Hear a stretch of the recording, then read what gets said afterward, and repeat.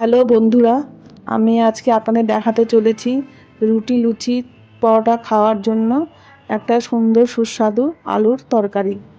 ফোড়নের জন্য আমি নিয়ে নেব তেজপাতা, শুকনো লঙ্কা, পাঁচফোড়ন। আমি এখানে দুটো আলু কেটে ধুয়ে নিয়েছি।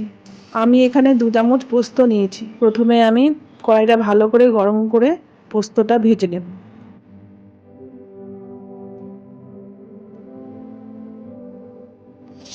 তেলের মধ্যে দিয়ে দেবো শুকনো লঙ্কা, পাঁচফোড়ন, তেজপাতা।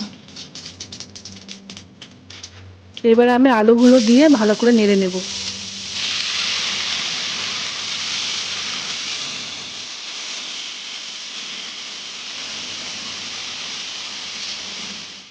এর মধ্যে দিয়ে দেবো নুন, হলুদ।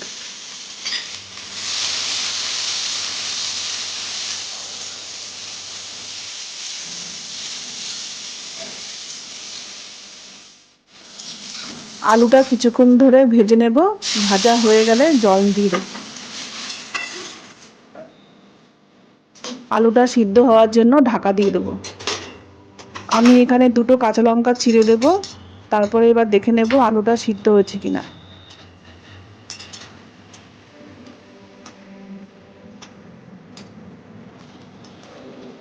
এইবার ভেজে রাখা পোস্তগুলো আমি তরকারিতে দিয়ে দেবো।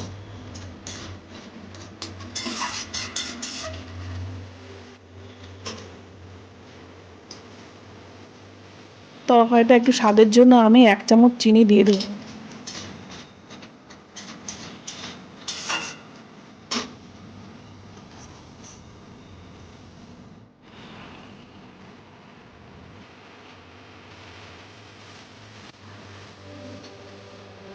তরকারিটা হয়ে গেছে, আমি নামিয়ে নিচ্ছি।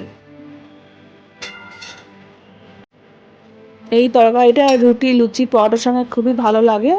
আপনারা একবার ট্রাই করে দেখবেন।